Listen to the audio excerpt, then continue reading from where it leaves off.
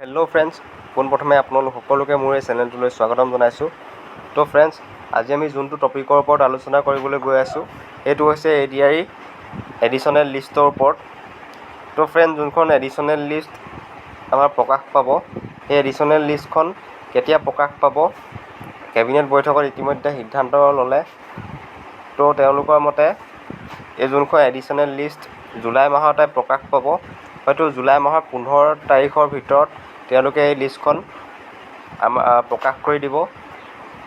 তো ফ্ৰেণ্ড, বহুতে হয়তো ভাবি আছে চাগে এই যোনখন এডিশ্যনেল লিষ্ট ওলাব, সেই লিষ্টখনত আৰু ভেকেঞ্চি প্লাছ হ'ব নেকি।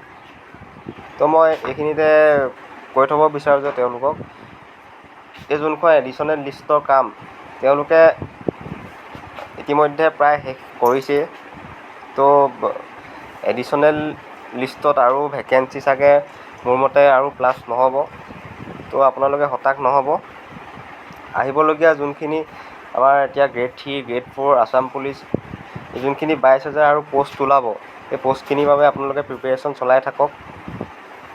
তো বিশেষ একো নকওঁ আৰু যদি ভিডিঅ'টো চাই ভাল পালে তেন্তে লাইক, কমেণ্ট, শ্বেয়াৰ আৰু চেনেলটো ছাবস্ক্ৰাইব কৰিবলৈ নাপাহৰিব, যাতে আহিবলগীয়া মোৰ এনেধৰণৰ নতুন নতুন জব আপডেট আপোনালোকে পোনপ্ৰথমবাৰৰ বাবে পাব পাৰে। ধন্যবাদ।